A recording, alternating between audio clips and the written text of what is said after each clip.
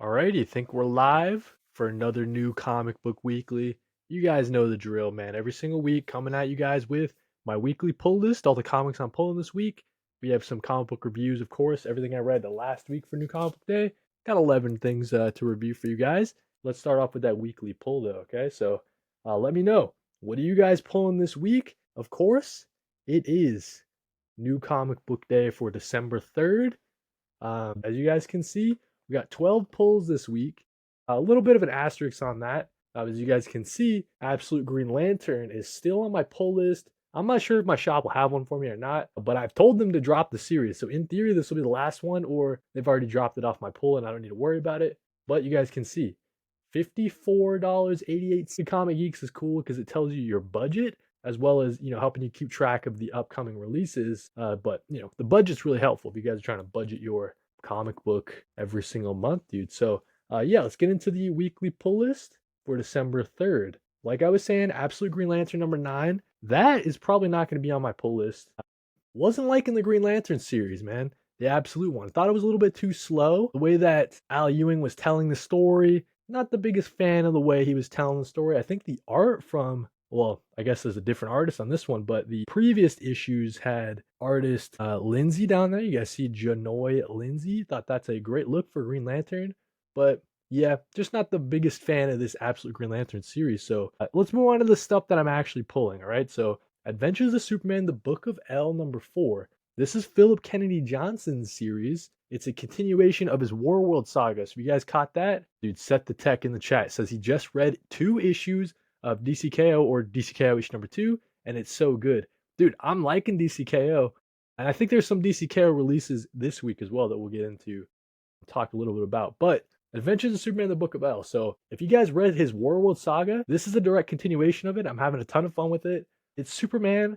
Right now, he's off in space. He's not in space. He's like time traveled way into the future on accident, and he's got to like try to find his way back. And in the future, it's like ruled by a bunch of brainiacs or whatever. So it's not going so hot in the future. So before Superman can get back, maybe he's gonna take care of all of the brainiacs in the future before he can get back to the past, back to his own time. But yeah, dude, I think that the whole Book of L kind of thing that Philip Kennedy Johnson's been doing for a long time now, I think he's just killing it. So yeah, having fun with this little, I think it's 12 issue series, Adventures of Superman. Moving along though, we got Batgirl number 14. It says Mission Impossible. The mission is simple: destroy the Unburied's powerful advantage in this war and get out alive. Nothing can go wrong, right? Last issue we found out a little bit of a difference. Like the Unburied in this series, we thought that they were like wicked bad guys. Turns out that Shiva kind of messed with them first, like they had, maybe they were chilling out in the mountains or whatever, and Shiva was the one that kind of started the war. So Cassandra Cain's kind of dealing with the ramifications of that. But I've been loving this Batgirl series. Tate Bromble's been killing it. Looks like we have a guest artist on this one with Steven Segovia. Yeah, just really enjoying this Batgirl series. Maybe my favorite member of the Bat family. Is that a hot take? I mean, of course, you got Nightwing, right? Everybody loves Nightwing, but Cassandra Cain Batgirl's up there for me, man. So in this series is a big reason why, from Tate Bromble. Question in the chat from Seth the Tech, of course. You guys leave your comic book questions in the chat, and we'll be sure to get to them. We got Seth the Tech saying, think if comics become more popular, and do you think the price for each issue will go up from what it's at right now? That is a good question. You can see comic book companies starting to kind of push it a little bit and increasing the prices ever so little. Of course, you got stuff like variant covers, right? So there are always ways that these companies are starting to inch the price up just a little bit. A long time ago, for the longest time, comics were $3. They were stuck at that. Then they go to 4, and now they're, just for example, right? There's no price on this one. Like, okay, Skin Breaker, for example, right? That's $4.99. That's pretty expensive.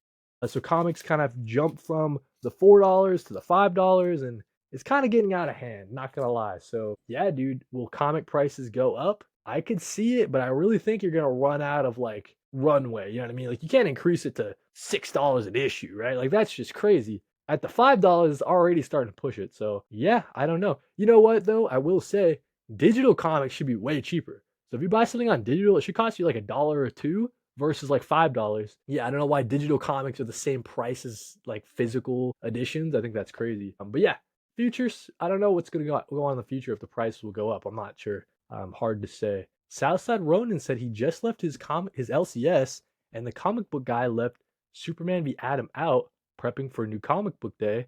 Not gonna lie, I took a peek and it looked crazy. Yeah, so when we get into my pull list here, you guys will see there might be some DCKO tie-ins that I'm not pulling. I'm like a little iffy on all the tie-ins. I'm doing the main series, some of the other tie-ins if it was a series I was already reading. But yeah, just like all the fight month that's all going on, like all the 1v1 fights. I don't know if I'm doing all those. We got a great question from Giancarlo Films. He says, who I got winning DCKO?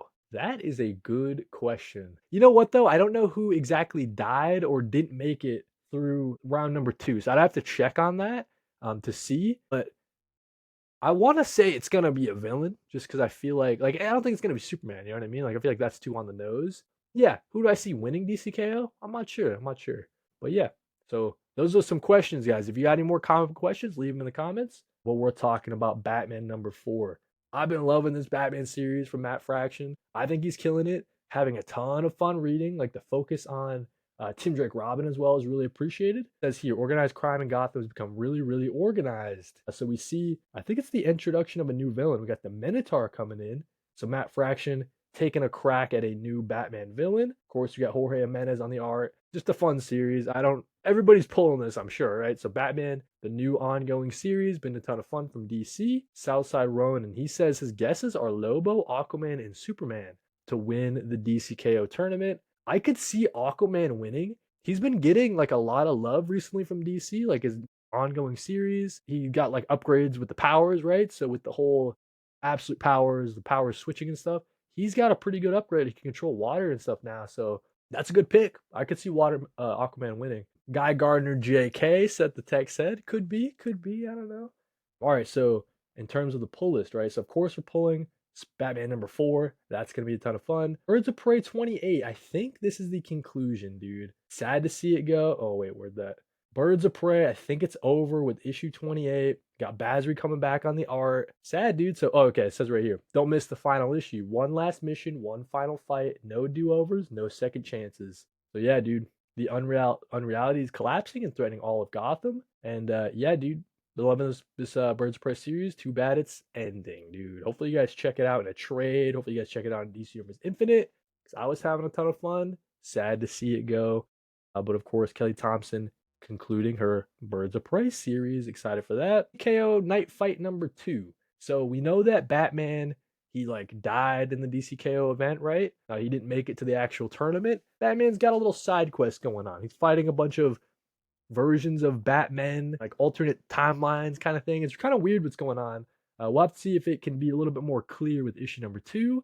But of course, Josh Williamson and Dan Mora on the art. That Dan Mora, busy guy, dude, doing a lot of stuff over at DC. It's kind of insane. But yeah, so DCKO Knightfight #2. It says Batman versus Batman for the soul of Gotham City. So yeah, looking forward to that. Dan Mora, dude, this guy's busy. This guy's a beast. Alrighty, couple more issues to talk about.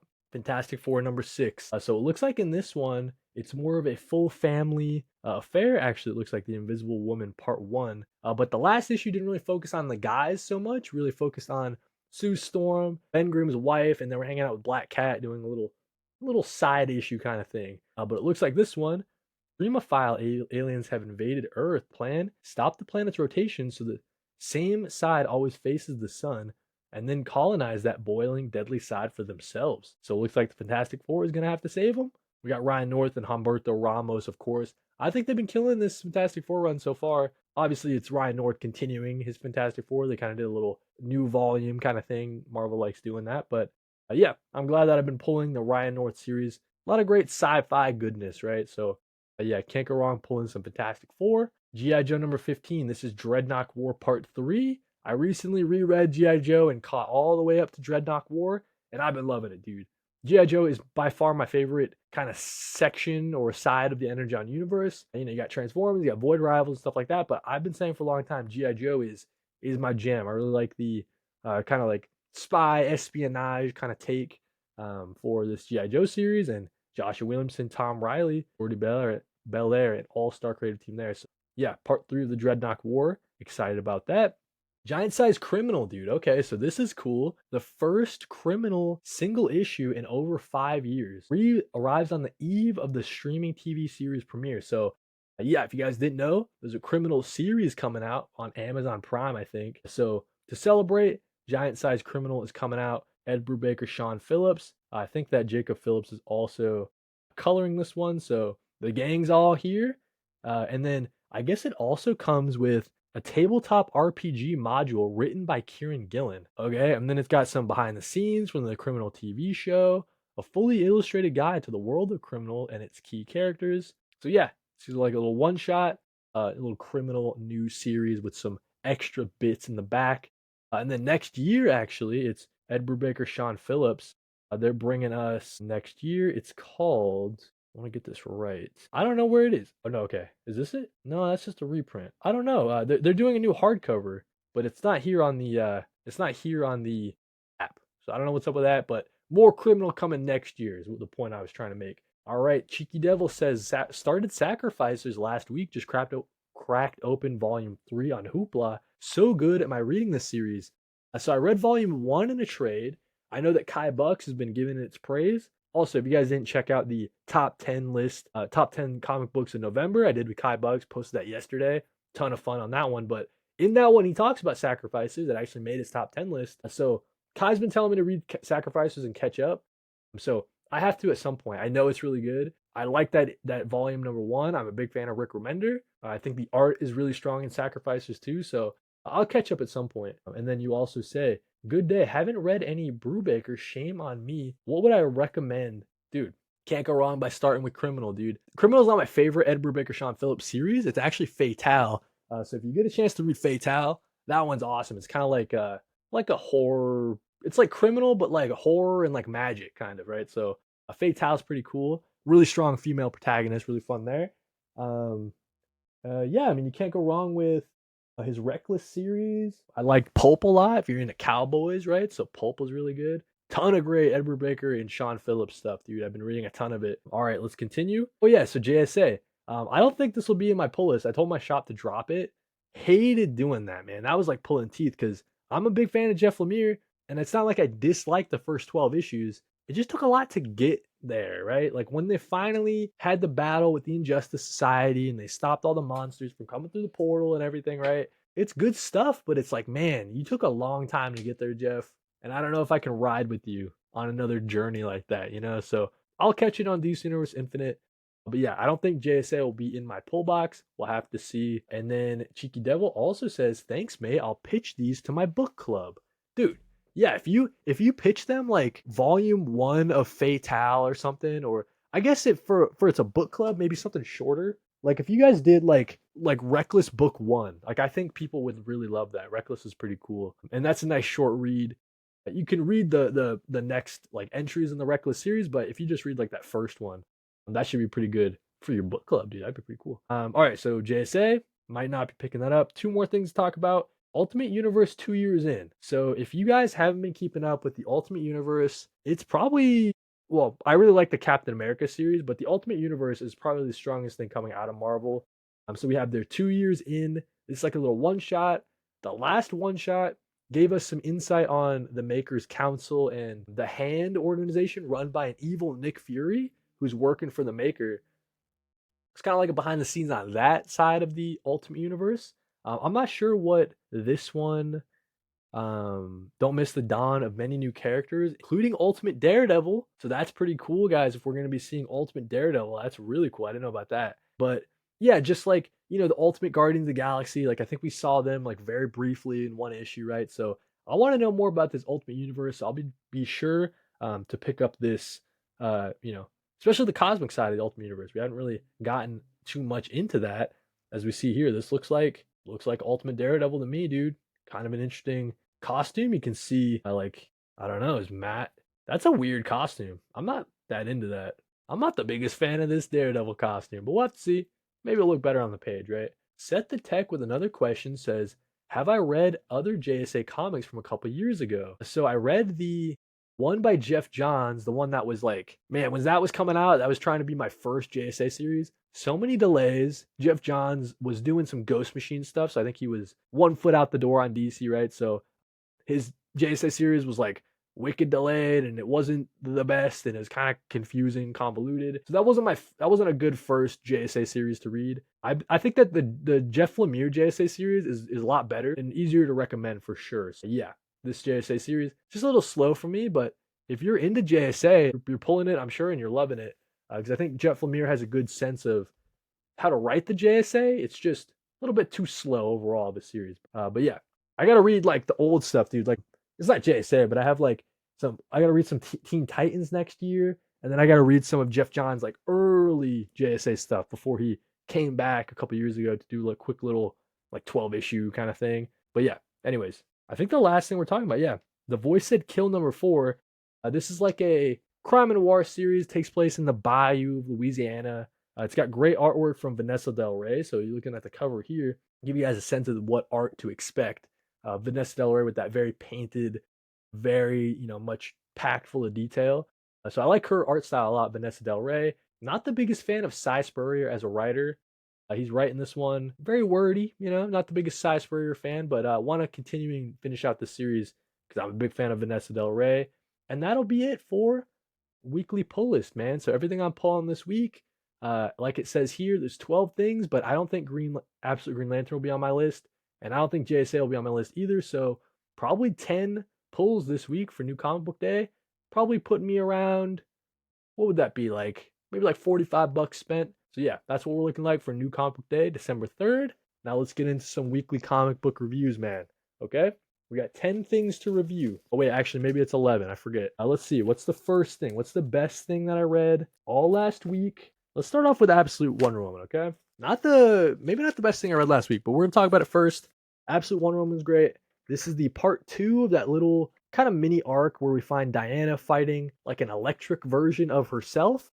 So that was kind of weird. It seems like the Earth has, created this like figment of Diana to fight Diana because Diana's like too powerful, I guess. So it's like a self-defense from the world to fight Diana. And then Diana solves the problem not by punching, right? She's using her heart and she's using her brains. She goes down, she confronts Gaia, the mother of Earth or whatever, and kind of explains to her like, hey, you think that everything's going so good up there? It's not. Take a closer look. The Earth is terrible. I'm actually the antidote to like stop all this injustice. Like you have to let me free. I'll be a champion of you, Gaia, if you like help me out here and I'm trying to fight the injustices of the world. And then Gaia agrees and she says, man, I had it all wrong. You will be my champion kind of thing. So yeah, that kind of leaves us in an interesting place as we see Wonder Woman about to team up with Absolute Batman in the next issue, dude. We're real excited. So yeah, Absolute Wonder Woman #14, just a strong issue in the series. We got that guest artist, so it wasn't Hayden Sherman, but that's all right. We also get a little tease at Absolute Zatanna in this one. What role will she play in the future of this series? Absolute Wonder Woman #14, pretty good there. Absolute Batman #14, dude. You guys check this out. Listen, light spoilers ahead, but this was the battle between Batman and Bane. But Bane doesn't know that Batman's got backup. He's got Catwoman to help him out. He's got Alfred to help him out. And then, of course, he's working with Harley Quinn, the leader of the Red Hood gang, to also help him out. And Bane doesn't know what's coming to him, man. So Batman's got the support. We get this epic battle. The entire thing is is essentially the battle between Bane and Batman. Killer Croc getting involved, of course. We get flashback to the time back in the day when Killer Croc, Waylon Jones, was going up against a boxing match against Bibbo or whatever, and Bruce Wayne was supposed to help him. So we've been getting teases of that little story all throughout. When you finally see the conclusion of it, kind of a parallel, kind of a reflection to Bruce Wayne's battle against Bane here. But yeah, pretty tragic at the end for this Bane character. He's just going to be working for the Joker forever, dude. Poor guy. I mean, he's evil as shit, so I shouldn't say poor guy. But yeah, Batman comes out on top in this Absolute Batman #14 with the help of Community and with the help of some other, cool characters in this Absolute universe. I mean, he can't do it alone, and that's kind of the lesson that he's learned. Hopefully we get some more Batman characters introduced. Like they keep teasing to Dick Grayson. They keep teasing to Barbara Gordon and Commissioner Gordon, right? So I want to see them get more involved in the series. Let's talk about Power Fantasy number 13. So if you guys haven't been reading Power Fantasy, it is the best comic book on stands, I think. It's the best image comic for sure. So in this one, it's the fallout of Etienne going after this dude's son. How do I explain the series? It's a bunch of super powerful people, and it's kind of like a Cold War situation going on. If you attack me, super powerful person, I will blow up the Earth, and you won't be able to attack me because you don't want the Earth blowing up. So it's kind of like this Cold War back and forth between these super powerful people, and all the moves that they've been making behind the scenes, like stabbing each other in the back kind of thing. It's all out on the table here as we see the confrontation between Etienne and all the other characters in the story. And something happens in this one that's pretty crazy, and I don't know where it kind of leaves us. At the end of this issue, it's like, whoa, everything's changed now, dude. As you see this character maybe dying, right? So Power Fantasy number 13 continues to be an awesome series. Kieran Gillen, Casper Wingard with the beautiful artwork from Casper, and yeah, just a really intriguing story from Kieran Gillen. The more I go back and read Kieran Gillen stuff, man, like Kieran Gillen is kind of the goat. I'm not gonna lie, a lot of cool stories from Kieran Gillen. So yeah, Power Fantasy number 13, my favorite image comic book on stand. And we got a comment from Southside Ronin. He says Escape number 4 was a masterclass and what a filler issue is supposed to look like. Yeah. Listen, let's talk about it because I got issue number 4 of Escape right here, and I loved it. So, like you were saying, it's a little bit of a sort of like a filler issue, right? But it really is just kind of like a breather moment for this Milton character. The past issues, right? His plane went down. He's trying to fight off the Nazis in World War II.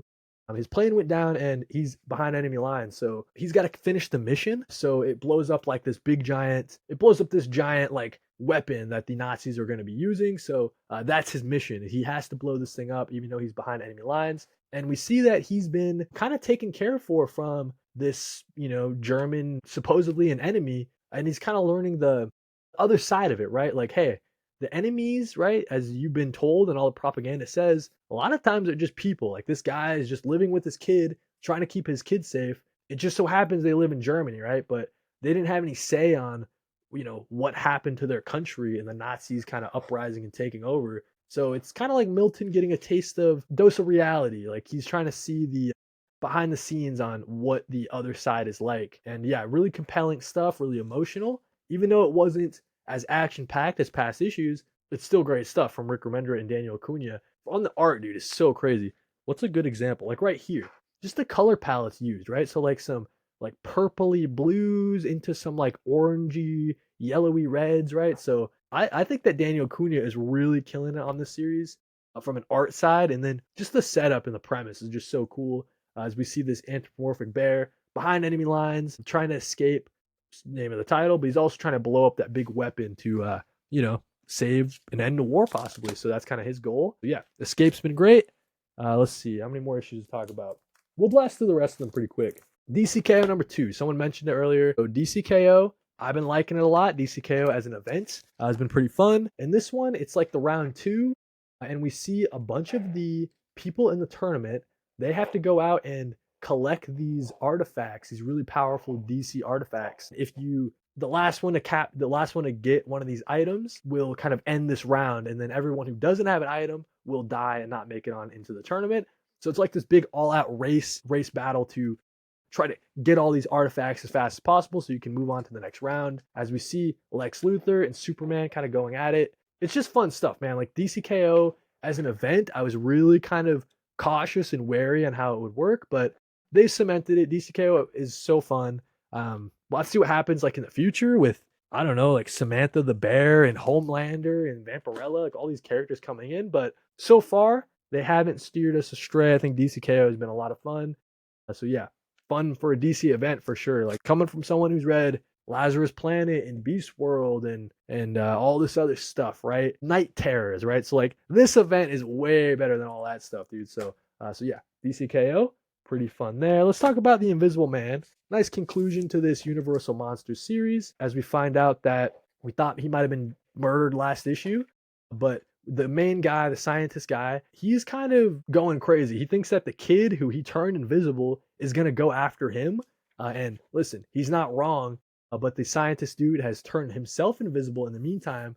So now he's stuck being invisible. Him and the kid who is also invisible as well, they get into like a little bit of a fight, a little bit of a scuffle there, and yeah, he ends up killing the invisible kid, and now he's invisible himself, and he's just got to wander the lands looking for a cure. As we see, there must be a way back, as we see here. So really tragic story, as we see just the downfall of this guy who, in theory, he had it all made, right? He's about to marry this beautiful girl. He's got a nice job as a scientist working with chemicals, but he's just driven to madness trying to become the Invisible Man, dude. So I think that this Invisible Man series, Frankenstein's up top. I would say at this point it's still going to be Dracula #2, but Invisible Man is a solid third for the Universal monsters. So if that sounds interesting to you, definitely check it out. I'm having a lot of fun reading those. Some nice horror series there.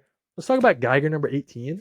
So in this one, we see Geiger. He's away from the rest of the group because in the last issue, he like exploded and he just shot off, right? So everybody's like, where did Geiger go? It turns out he's in this prison, and in the prison there's like this treasure buried at the bottom of the prison.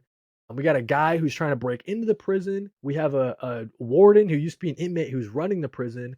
So the pirate guy and the warden guy are kind of going to war, fighting over this treasure that's buried at the bottom of the prison. And Tariq Geiger is kind of stuck in the middle of it all. And the guys in the prison, they try to electrocute Geiger. They try twice to electrocute this guy, but it doesn't work. But as we see here, his powers are in fact coming back, right? His eyes are burning through the mask. He's going full nuclear, and then it finally just explodes.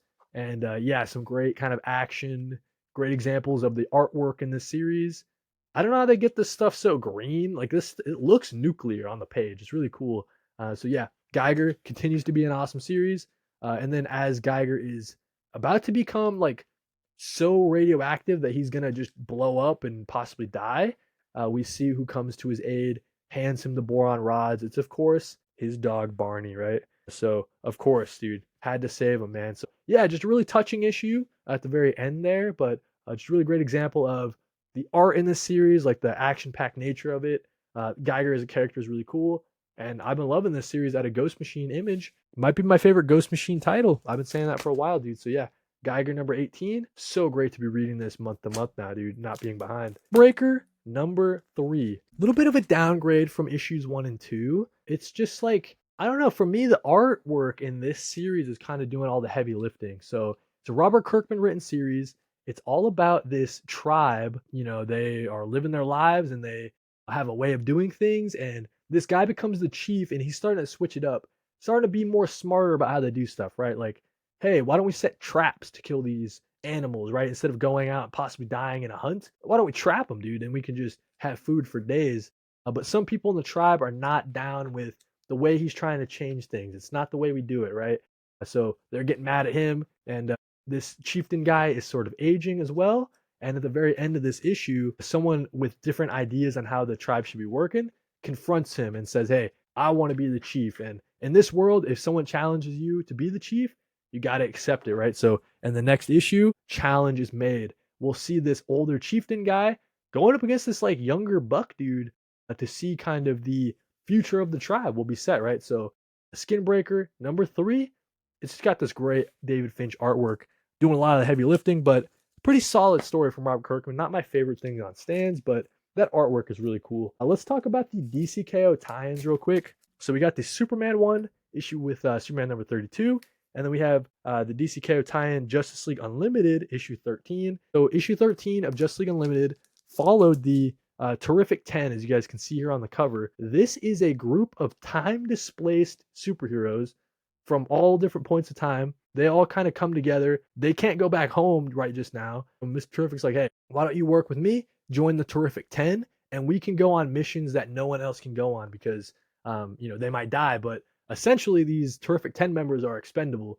They don't have a point in time that they live anymore or whatever. So it's okay if they die, I guess. It's like a Suicide Squad, but for heroes. And so it's like a little mission that the Terrific 10's going on. And then over here on the Superman side, we see how Lex Luthor prepared for the DCKO tournament. So at the point that we thought, hey, no villains are going to be allowed in this tournament, all the superheroes were like, okay, cool. All the villains are in the Phantom Zone. Turns out Lex Luthor, he got wind of that plan ahead of time. He had some stuff in place where he wasn't ever going to go into the Phantom Zone, and he was preparing for the tournament in a different way with a bunch of the other villains. that's how they were able to break into the DCKO tournament at the very start in issue number 1, right? So, yeah, cool to see that behind the scenes of what Lex Luthor was up to. And then the Terrific 10 has been a really fun storyline so far with Mr. Terrific and a bunch of other fun DC heroes all throughout time. And yeah, just continue to be impressed by DCKO. It's a really well put together event. Nothing feels really out of place. Everything kind of feels like it's been leading up to this point for a while now. And yeah, it's really impressed by the way they're handling this event. A very, very different than how I feel about past DC events for sure. So yeah, we got 2 more issues to talk about. We'll get through them quick. Green, before we talk about some number 1s for the month of December, we got 2 more reviews for you, and then we'll close out this new comic book weekly by unboxing the classic Batgirl, of course. So that'll be at the tail end. But first, we got to talk about Green Arrow. So yeah, this was the final battle with the Crimson Archer guy.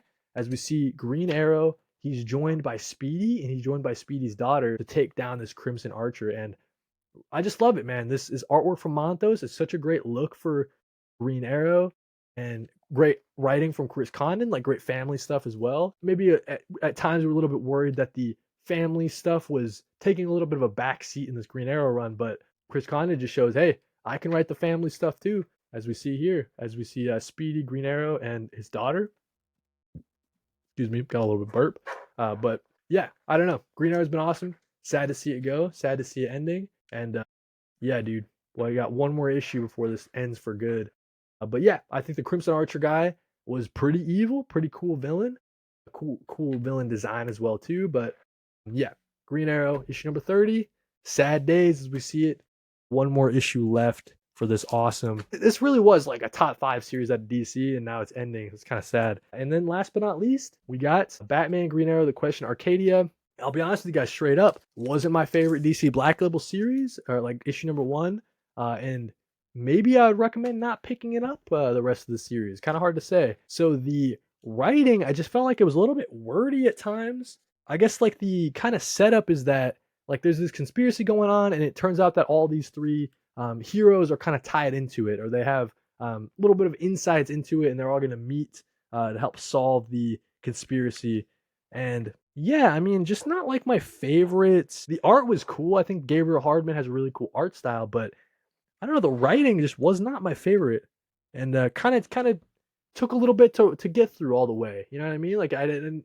It wasn't as speedy of a read as like the rest of this stuff. I was like, dang, this series, this issue is still going, huh? So yeah, I don't know. I can't say I would recommend the rest of this series, man. And that sucks to say because I'm a big fan of DC Black Label. But yeah, so that's what we got. The weekly comic book reviews. Every single week, you guys know, I'm bringing you my weekly comic pull list. I'm bringing you the weekly comic book reviews. So that's what we got for this week. And of course, new comic book weekly every Monday around 4 p.m. Eastern, man.